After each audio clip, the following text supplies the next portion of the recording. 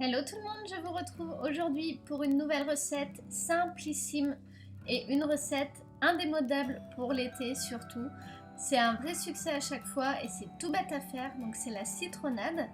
La citronnade, vous pouvez très bien la faire sans Thermomix. Là, je vous montre la recette intégrée dans Cookidoo, mais vous pouvez la faire avec un mixeur classique, à adapter bien sûr en fonction de sa puissance.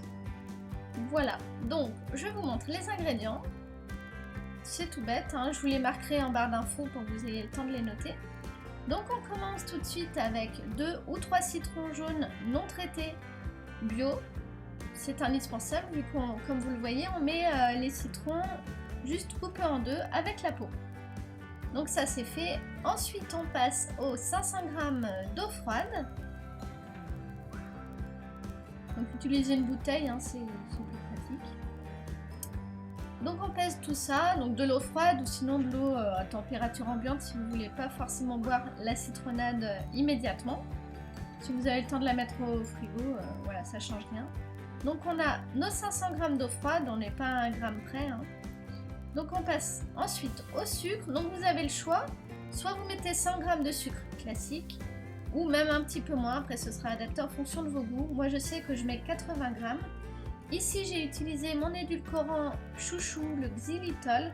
Donc pour ceux qui me suivent depuis un petit moment, c'est un édulcorant naturel extrait du bouleau. Et c'est l'édulcorant qui m'a le plus séduite, donc ça permet de réduire la teneur en sucre. Voilà. Je fais attention au sucre, donc vous n'êtes pas obligé de faire comme moi. Mais c'est une très bonne alternative au sucre raffiné.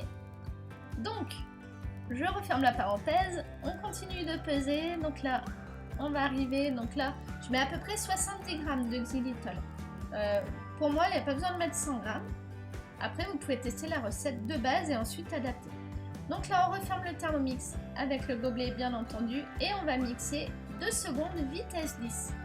C'est vraiment express, voilà, restez à côté hein, toujours, hop, donc c'est terminé. On va pouvoir ouvrir, donc vous voyez ça a bien broyé le citron, ça a bien moussé. Donc là on va rajouter tout simplement à nouveau 500 g d'eau froide, voilà comme ceci.